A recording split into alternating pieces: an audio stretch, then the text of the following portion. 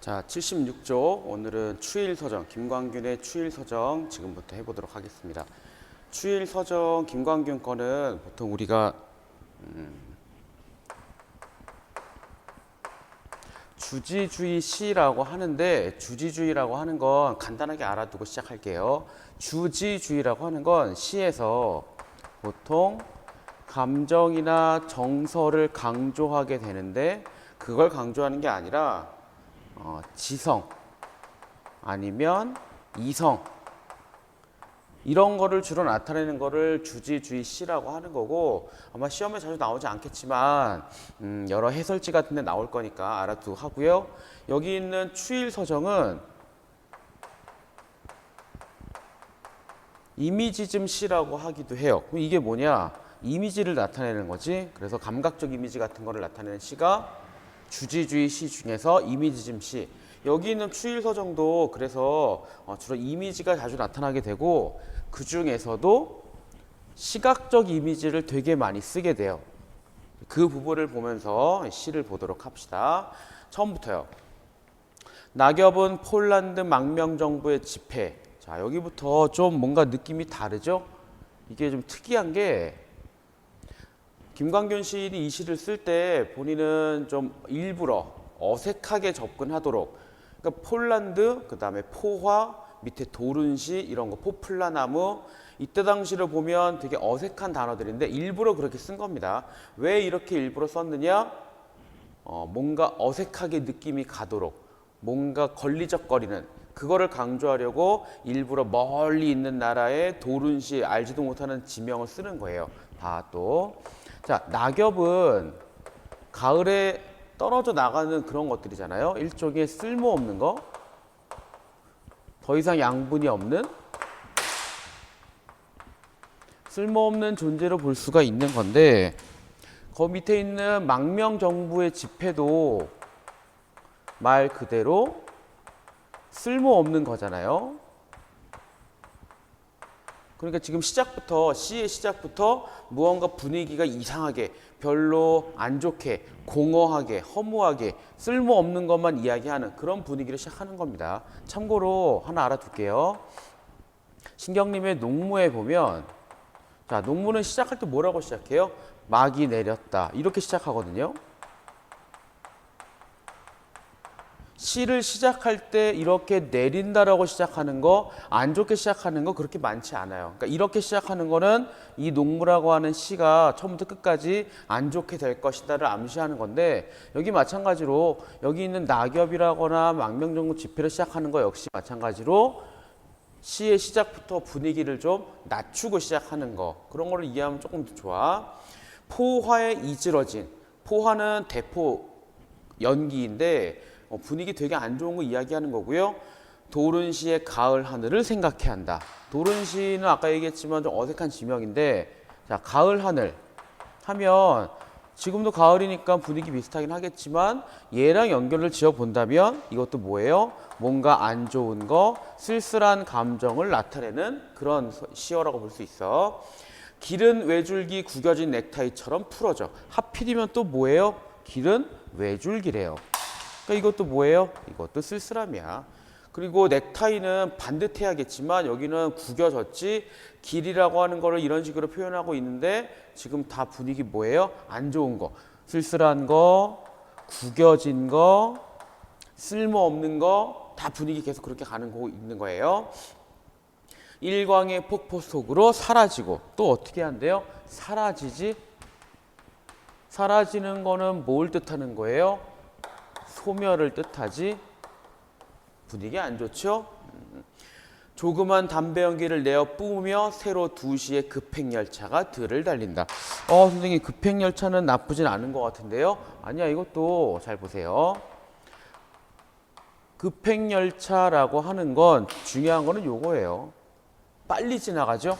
빨리 지나간다고? 요거는 빠른 속도로 지나가는 기차를 이야기하는데, 빠른 속도로 보면 순식간이야. 얘도 그래서 이렇게 연결되는 겁니다. 순식간에 사라지는 것을 뜻하게 되는 거고요. 포플라 나무의 근골 사이로. 근골은 밑에도 있지만 이거는 근육과 뼈대예요. 살이 없는 거야. 앙상하게 남은 걸 이야기하는 거겠지. 포플라 나무가 낙엽 다 떨어졌잖아요. 낙엽 다 떨어졌지. 그래서 근골만 남았지. 공장의 지붕은 흰 이빨을 드러내인 채 한 가닥 구부런 철책이 바람에 나부끼고 있더라. 공장의 지붕 그려볼게요. 어떻게 되면 이런 공장을 생각하면 돼요. 뭐 굴뚝 같은 것도 있겠지만 이거를 지금 시인은 뭐라고 생각하느냐, 이거를 흰 이빨이라고 생각을 한다고. 그래서 이 흰 이빨, 더군다나 그 밑에 보면 철책 나오지.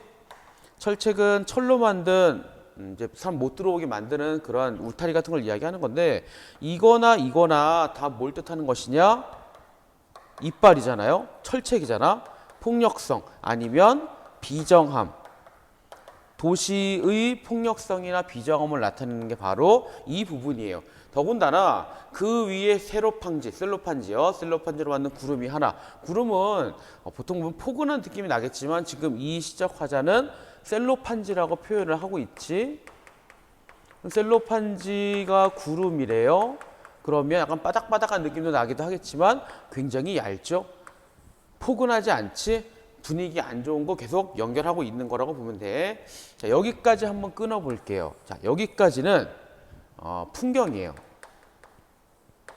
물론 전반적으로 안 좋은 풍경이긴 하지만, 다시 뭔가 쓸모없는 거, 쓸쓸한 거, 구겨져 있는 거, 소멸하고 있는 순식간에 폭력적인 그런 풍경을 묘사하는 거가 여기까지인데, 그럼 그 다음부터는 뭐냐?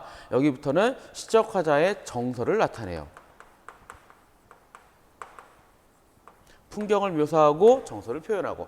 이렇게 보면 일종의 선경 후정 같기도 한데, 한시에 나오는 거. 이게 어떤 감정 나오는지 봐봐. 자욱한 풀벌레 소리를 발길로 차며. 청각적 이미지 나왔죠? 홀로 또 나와요. 정서가 어떤 것이냐? 홀로. 근데 이게 그냥 홀로하고 다르잖아. 좀 더 길게 늘어뜨렸지. 내 감정을 더 묘사하는 거라고 보면 돼요. 홀로 황량한 생각. 홀로 황량한 생각이래요. 그럼 이 황량한 생각은 누구냐? 내 거를 이야기한다고. 내 거를 이야기합니다. 홀로 황량한 생각을 버릴 곳이 없어요. 버릴 곳이 없대요. 난 버리고 싶은데 버릴 곳이 없대요. 버릴 것이 없으면 어떻게 해요? 갖고 있어야겠지. 버릴 것이 없어서 허공에 띄우는 돌팔매 하나. 그래서 자, 이쪽 지우고, 내 마음에 황량한 생각이 있지? 그쵸? 별로 안 좋은 거, 황폐하고 거칠고 쓸쓸한 그런 황량한 생각이 있지? 버릴 곳이 없죠? 버릴 곳이 없는데 갖고 있으면 답답하지? 그래서 뭐 해요? 뭔가 행동하는 거죠. 요 황량한 생각을 버리려고 무언가 행동을 하는데, 그게 바로 뭐예요? 돌팔매질이에요. 내 마음속에 있는 걸 버려보려고 던진단 말이에요. 근데 학생 여러분들도 다 아마 돌을 던져봤고 공을 던져봤겠지만, 공을 던지면 어떻게 돼요? 내가 아무리 힘이 세도 던지면 떨어지겠지. 떨어질 수밖에 없어요. 이게 돌팔매질의 운명이에요. 얘는 던졌지? 그러면 언젠가는, 우주가 아니라면 떨어질 수밖에 없는 거겠지. 근데 내가 이거를 왜 했죠? 내 마음속에 있는 황량한 거를 버리려고 했지? 그럼 버리려고 하는 거, 그런 나의 행동은 실패할 수밖에 없다는 말하고 똑같지? 그럼 어떻게 돼요? 실패를 하지? 그러면 더 내 마음이 안 좋아질 겁니다. 그래서 이 돌팔매질은 나의 행동이긴 한데, 그게 어떻게 해결이 안 될 만한 그런 행동을 이야기해요. 밑에 봐요. 기울어진 풍경의 장막 저쪽에 고독한 반원을 긋고. 이게 날아가는 모습조차도 나는 어떻게 보여요? 고독하게 보인다고. 내 마음이 너무 이상한 거야. 반원을 긋고 잠기어 간다. 잠기어 간다는 이렇게 바꿔도 돼요. 잠기어 갈 수밖에 없다. 잠길 수밖에 없다. 이렇게 봐도 충분히 가능한 겁니다. 결국 나는 뭐예요? 이러한 안 좋은 황량한 생각에서 똑같은 말이요.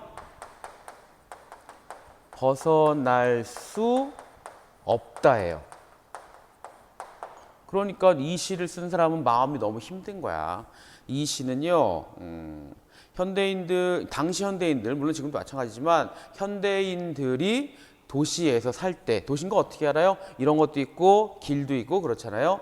도시에서 살 때 마음이 너무 힘들다. 도시 문명의 비정함을 보통 우리가 이 시의 주제라고 합니다. 그럼 왜 하필이면 그게 이렇게 커지느냐? 하필이면 계절이 언제예요? 가을이에요. 가을은 왜 사람들이 센치해진다고 이야기를 해요? 다 떨어져 나가니까. 낙엽도 떨어지고 길도 좀 한참 여름에 비하면 밖에 있는 것처럼 확실히 좀 덜 밝고, 그러니까 가을은 쓸쓸한데 내 마음이 더 심해지는 거고, 더군다나 도시 문명은 나를 자꾸 뭔가 무기력하게 만드니까 내 마음은 더 힘들고, 그게 김광균의 추일서정이라고 하는 시의 핵심 내용이 되겠습니다. 어렵진 않죠? 자, 책에 있는 문제 몇 개 풀어볼게요. 1번. 보기를 참고로 윗글을 감상한 내용으로 적절하지 않은 것은, 김광균 그 보기에 나오는 말 중에 중요한 거는 고독감, 그리고 허무, 쓸쓸, 물질 문명 비판, 도시인의 황량한 내면을 그리고 있다. 그래서 1번 봐요. 낙엽 떨어진 모습과 포화에 이질어진 가을 하늘 황량한 느낌 준다. 아까 이쪽이 지었지만 얘기했었죠? 맞아요. 도시의 길이 풀어져 햇볕 속으로 새는 소멸. 여기 소멸도 여기 있다. 여기 소멸. 허무한 거 연결되지. 공장의 짐을 흰 이빨 드러낸 거. 흰 이빨, 폭력성, 도시문 비정함. 괜찮죠? 구부러진 철책, 셀로 판지, 삭막한 도시 문명. 이거 바닥바닥한 거잖아. 따뜻하지 않죠? 뭔가 어색하지? 맞는 얘기예요. 자, 5번을 봐요. 허공에 던지는 돌팔매가 고독한 바람을 그리고 잠기어 가는 것. 괜찮아, 아직까지는. 도시에 다시 찾아오는 희망의 가능성? 그럴 리가. 이게 희망이라고? 아니지. 만약에 희망이 되려면 내가 던졌는데 이렇게 가야 될 거예요. 이러면 희망이 되지. 하지만 말이 안 되잖아요. 5번이에요. 윗글의 시상 전개 방식. 자, 시상 전개를 좀 어려워할 수 있는데 쉽게 생각해요. 시상이라고 하는 건 시의 흐름이에요. 그냥 순서대로 이렇게 쭉 내려가면 돼. 이게 그냥 시상이야. 어렵게 생각하지 마요. 시간의 흐름 여기 안 나오고, 점층 아니고, 대조 아니고, 시선 이동 아니고. 자, 5번. 도시의 풍경을 그린 다음에 화자의 정서를 드러내고 있다. 딱 맞지? 5번이에요. 기억에 나타난 화자의 정서는 고독함, 외로움, 황량함, 그런 거. 윗글은 시각적 이미지와 다양한 비유를 통해 황량한 가늘레 풍경, 도시 문명 상실감을 형상화하고 있다. 괜찮죠? 자, 추일서정 여기까지 하겠습니다.